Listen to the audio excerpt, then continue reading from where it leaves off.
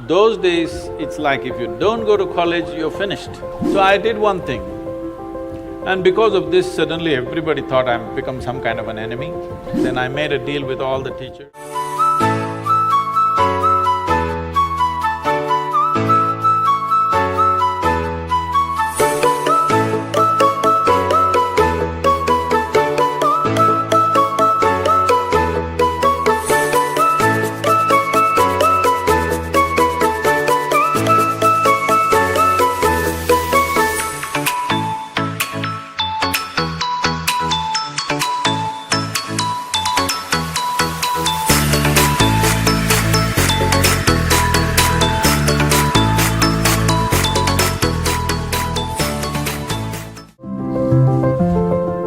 Also, speaking of schooling and parents and careers, we're in an age where there's so many different offbeat careers coming up. As YouTubers, we get this question all the time. How did you talk to your parents about it? How do we convince our parents about this really new career that we have? I want to ask you, if you had to convince your parents and tell them that this is what you, how did that discussion go? Did that happen where you had to sit them down and tell them that this is what I'm going to do for the rest of my life? I want to do YouTube now. Like, did that happen with you too? He's doing YouTube right now. Like, he's into YouTube. That's why. Well, not everybody can be convinced about everything, okay? Some things are just done. So, just to give you an example, when I passed my 12th standard, at that time it was called PUC. After that, I decided I will educate myself. I don't want to go to college. This is a family where everybody is educated. Not going to college is like sacrilege. At least today, there is a little more flexibility. Those days, it's like if you don't go to college, you're finished. Because now probably if you don't go to college, you may lose your lifestyle, but you won't lose your life. That was a generation, if you don't go to college, you lost your life, you're on the street, that's about it. So they were terrified of this. My father being a physician, he was just freaked about it.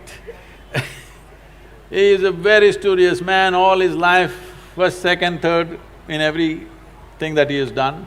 So he couldn't believe this, that I want to educate myself. So I did one thing, and because of this, suddenly everybody thought I'm become some kind of an enemy, and they were not even talking to me properly. I did one thing. I was just to tell you, I was such a big eater. I would eat 10 times, more, at least 10 times of what I eat today. But I never was putting on weight or anything because my level of physical activity was such. I could just run up a coconut tree, I was made like that. So I was every day cycling about 50, 60 kilometers, swimming in the Kaveri and going back like this, so eating this. I decided to go to the Mysore University library. Every day when they open at 9, I went, 8 in the evening they close. That entire time I sat there, read all kinds of stuff, from Homer to popular mechanics, to National Geographic, to literature, to geography, this, that, whatever. Whatever came my way, every day for 1 year I read like this, just all kinds of things. But the most important thing for me was, though I was such a huge eater at that time, this 1 year I went without a meal. Morning I ate as much as I could, breakfast at home, and I went there and sat there the entire day without a meal, which was a huge achievement for me, because without food I could stay. This kind of expanded my way of looking at life, but family drama started, my mother started crying when the next academic year comes, go to college, go to college, go to college. Then I said, if I must go to college, I'll go for literature. My father said, what will you do reading poetry? You must become a doctor. He has a seat ready for me in the medical college, everything. I said no. Then they said, okay, at least do engineering. Then I said, see, Please do engineering. if I say I don't want to be a doctor, if you told me become a veterinary doctor, Ayurvedic doctor, at least a witch doctor, I would look at it. If I say no doctor, you say engineer. I'm not going to listen to this. Your problem is society, your problem is not me. So I just went for literature, and these 3 years, I went there in the beginning and they all had ready-made notes, the teachers, they would read. And everybody writing down. Those days fountain pens, kara kara kara kara, it makes noise, it just irritated me. I said, I don't want to listen to this kara kara noise. I gave them a suggestion. If you give that notes wherever you got it, we will photocopy it and give it back to you. We don't have to come, you don't have to come. Then if I'm there, I'll ask 100 questions. So they didn't like it, then I made a deal with all the teachers that they'll give me attendance. That was my only concern. So once a month I went to college just to check if they're keeping their part of the deal.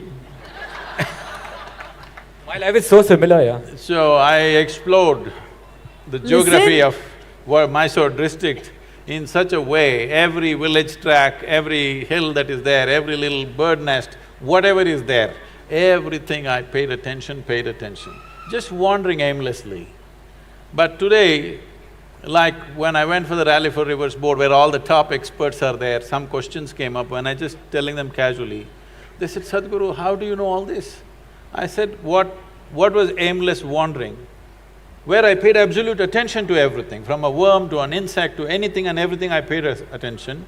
Now it's become formidable knowledge. I never intended to learn anything, I just paid attention because it was life. And this is all it takes. We have come here to live. There is no other damn purpose. Those of them who want to go to heaven can go today. Why are they postponing? If it's such a great place, I don't see why you should postpone it, isn't it so? This is very important for the youth.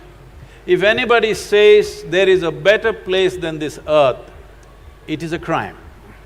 It's because of that we have destroyed so many things here.